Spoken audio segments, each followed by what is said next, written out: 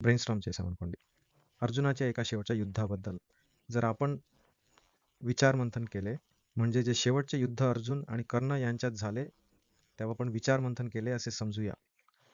अर्जुन पहिल्या दिवसापासून 18 दिवस लढत होता. 18 दिवसांच्या युद्धात तो पहिल्या दिवसापासून 18व्या दिवसापर्यंत सर्वांशी लढत होता. भीष्मांशी, द्रोणांशी त्याने सैंधवाला मारले. नारायणी सेना त्यांची शक्तिशाली सेना होती. मेले तर पड्डार. एकीकडे कृष्णाची सेना, दुसरीकडे कृष्ण त्यांच्या सेनेने भयंकर हल्ला केला, त्यांना मारले. पुढे संशप्तक गण नावाचा भयंकर गट होता. त्यांना त्याचा राग होता. ते सारखेच्या रथावर करायचे. लाखो लोक आले.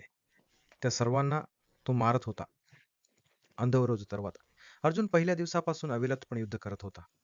पण कर्णाकडे पाहिलं तर तो युद्धात 10व्या दिवसानंतर सहभागी झाला. आणखी फेचिंग पॉईंट 11व्या दिवशी, कारण भीष्माने युद्ध न करण्याचं ठरवलं होतं. तो 10 दिवस निवांत होता, त्यामुळे त्याला फायदा झाला. उजवले हे पण मोजायला हवं. तो आरामात होता, शरीरात बाण नव्हते, रक्त व्हायला नव्हतं, काहीच नाही. त्यामुळे कर्णाला तो एक प्लस पॉईंट होता, एक फायदा होता. पण ॲक्च्युअल अर्जुनाने खूप मेहनत घेतली. दुसरी गोष्ट म्हणजे कर्णाला जास्त महत्त्व दिलं गेलं.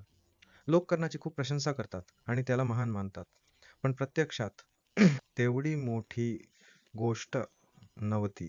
कारण असं आहे की कर्ण केवळ 1.5 दिवसच आपल्या सैन्याचा नेता असताना, सेनापती असताना फक्त 1.5 दिवसच टिकू शकला आणि मारला गेला. आणि तो नेहमी दुसऱ्यांना दोष देत राहायचा. याशिवाय कर्णाच्या आधी दुःशासनाला ही मारत होता. तो त्याला वाचवू शकला नाही, फक्त 1.5 दिवसांत, तो सेनापती असताना. पण तुम्ही पाहिलं तर कर्ण नेहमी भीष्मांना दोष द्यायचा. म्हातारे काय काम, त्यांच्यावर तुझं प्रेम आहे म्हणून तू काय करणार, तू काही करू शकतोस का, असं तो म्हणायचा. पण भीष्मांनी सर्वांपेक्षा जास्त 10 दिवस युद्ध केले, खूप लोकांना मारले, 10 दिवस रोखून धरले. शेवटी यांचे बोलणे सहन न झाल्यामुळे द्रोणांनी तर 5 दिवस, द्रोणांना तर नेहमी तू वाढला.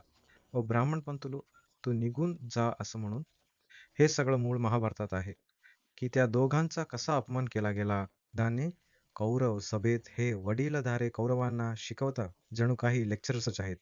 दुर्योधन आणि कंपनीने या वडीलधाऱ्यांचा छळ कसा केला, आजच्या भाषेत मोठ्या लोकांचा, किती आपण तुम्ही वाचू शकता. भीष्म द्रोणांशी बोलताना धृतराष्ट्र बघत असतो. धृतराष्ट्र यांच्याशी बोलतो, पण त्यांचे ऐकत नाही. विदुर या तिघांच्या चांगल्या गोष्टी तो ऐकत नाही.